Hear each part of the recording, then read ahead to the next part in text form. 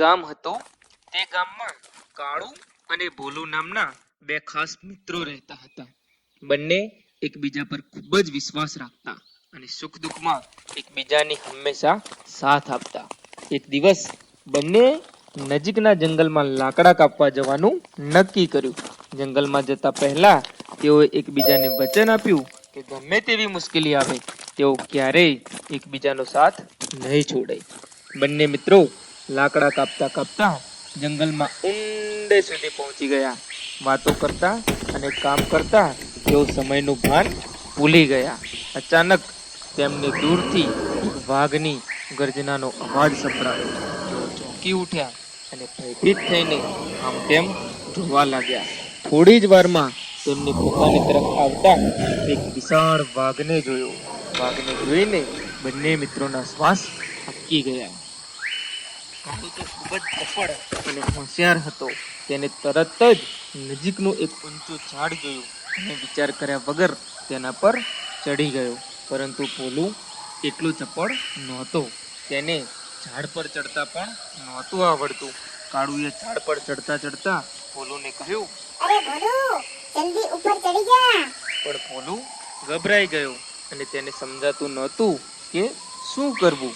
ભોલુએ કાળુને મદદ માટે વિનંતી કરી, પણ કાળુએ તેની વાત સાંભળી નહીં. તેણે માત્ર પોતાનો જીવ બચાવવાની ચિંતા કરી. ભોલુને લાગ્યું કે હવે તે બચી શકશે નહીં.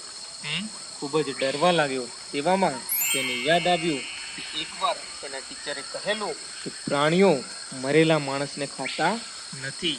તેથી તેને એક યુક્તિ વાપરી.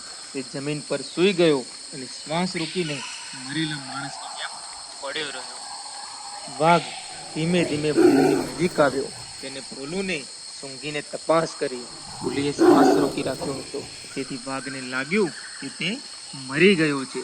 વાઘ થોડી વાર ત્યાં ઊભો રહ્યો અને પછી શાંતિથી આગળ ચાલી ગયો. વાઘના ગયા પછી કાળુ ઝડપથી ઝાડ પરથી નીચે ઉતર્યો. તેને ભોલુને પૂછ્યું, વાઘ તારા કાનમાં શું કહેતો હતો?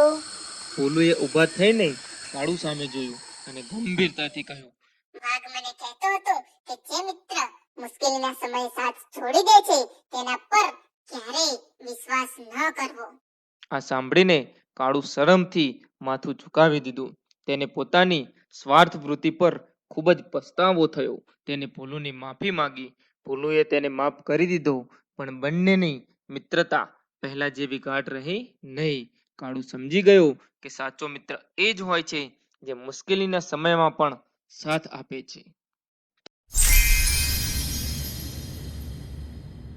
તો મિત્રો, આ વાર્તા આપણને શીખવે છે કે સાચો મિત્ર એ જ છે જે મુશ્કેલીના સમયમાં આપણી સાથે ઊભો રહે છે, અને જે મિત્ર સ્વાર્થ માટે આપણને છોડી દે છે તે સાચો મિત્ર હોતો નથી.